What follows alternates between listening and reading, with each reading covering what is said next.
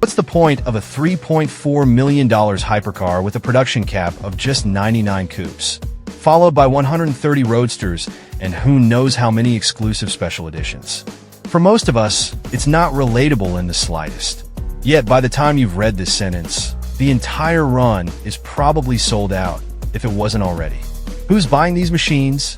The same 300 or so collectors. Yes, mostly dudes who already own the flamboyant Huayra, and if they're truly elite, a show and display Zonda, or maybe even two. Should the rest of us care? You might be tempted to say no, but here's why you should. The Pagani Utopia is a breathtaking wonder, and that's reason enough. Designed to steal your breath. The whole point of a supercar is to make your heart race and your jaw drop, right? The Utopia does exactly that. When it first debuted in a creamy off-white hue, initial internet reactions were lukewarm. Some even called it frumpy. But seeing it in person changes everything. Picture this. A crisp autumn morning in Malibu, California. The Utopia gleams in black carbon fiber with subtle hints of brown and copper, catching the soft sunlight. It's not just stunning, it's mesmerizing, an alien beauty that blends classic supercar lines with something otherworldly. Standing before it, you can't help but feel a mix of awe and giddy excitement. It's a perfect 10, just skip the off-white paint. The art beneath the beauty. As dazzling as the Utopia looks, its real magic lies beneath the surface. Everything about this car, from its suspension components to its ceramic-coated exhaust pipes to the carbon titanium HP62 tub, is a testament to Pagani's obsession with perfection. Yes, that's patented carbon weave, and yes, the initials HP stand for founder Horacio Pagani himself. Because why wouldn't they? Paganis aren't just cars, they're masterpieces. Stories from the factory include one about a Russian banker who bought 3 Paganis despite not having a driver's license, or any intention of getting one. His plan? To display them as works of art. Whether it's true or not, it captures the essence of Pagani ownership. These cars are as much about beauty and craftsmanship as they are about speed. Oh, and those doors? Absolutely magnificent. Why it matters. So, should you care about the Pagani Utopia? Absolutely. Even if it's destined to sit in the climate-controlled garage of someone who treats it more like a Fabergé egg than a car, the Utopia exists as a reminder of what's possible when artistry and engineering collide. It's not just a car, it's a dream brought to life. And isn't that what the world's most extraordinary vehicles are all about? Breathe out. The magic doesn't stop at the Pagani Utopia's exterior. It's just as captivating inside. Every detail is a sensory delight. The HVAC vents? They're crafted from bent carbon fiber tubes, transforming functional components into sculptures. The HVAC controls resemble precision gauges, and those gauges themselves look like they've been borrowed from a high-end, unobtainium-grade amplifier. Then there's the gear selector, a centerpiece of industrial art that would look just as stunning in a gallery as it does in this Italian masterpiece.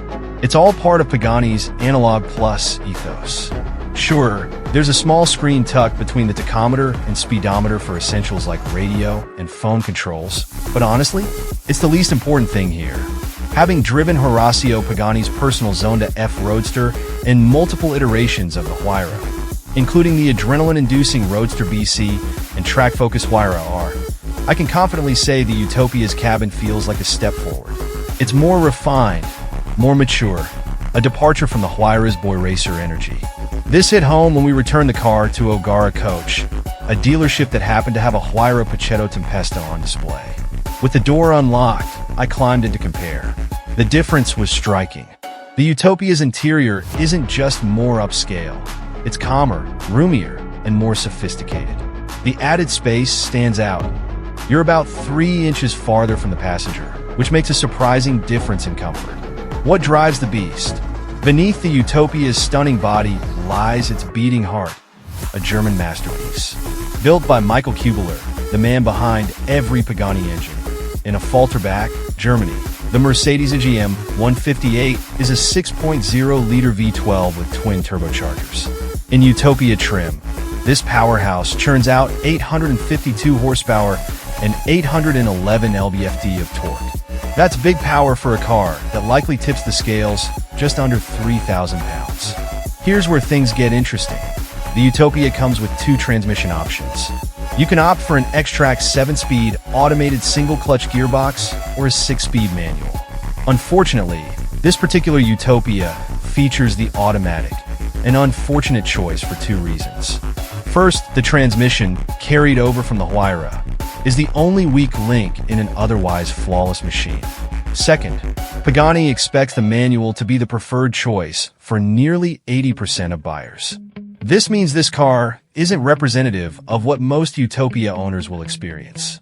When a manual-equipped press car rolls into the fleet, you can bet we'll be first in line to revisit this masterpiece and see what it's truly capable of. The Pagani Utopia is not just a car. It's an experience, a marvel, and a testament to the art of engineering. Whether you're admiring its intricate details or reveling in the roar of its V12, this machine is pure magic. How it feels? Yes, I said above that the Huayra is a little boy racer-ish. Much of that has to do with how improved the Utopia's ride quality is. It goes back to the maturity theme, which makes sense as the same group of gazillionaires who snatched up all the Zondas and Huayras are now a decade or so older. You want more compliant suspension, and your back wants a softer ride. In seeming contrast to that, the Utopia's front end consists of the same double control arm design found in the track special Huayra, are only quite softened for street use. However, the grip, or maybe better put, the bite of the front end, is much improved compared to what the Huayra offered. Fat, sticky, staggered rubber is of course part of the story.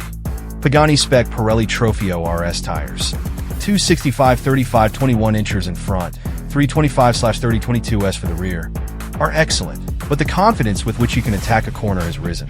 The front still feels more like a race car and less like a rich guy plaything. What a drive! Yes, the 2024 Pagani Utopia is incredibly thrilling to drive hard. I attacked Mulholland Drive as if I no longer cared about my driver's license. The big V12, while down on thrust and oral drama compared to some of the world's other hypercars, delivers violent bursts of rear tire scrambling acceleration. I normally test cars with the traction control turned off, but after one full throttle launch in the Utopia, I decided my kid more likely than not needs a father and left the nanny switched on.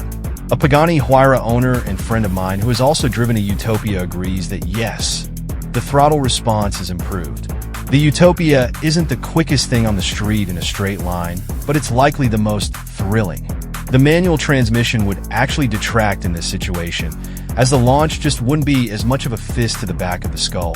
You like roll racing? Look no further. The Utopia pulls off something rather amazing. It's simultaneously relaxed yet aggressive.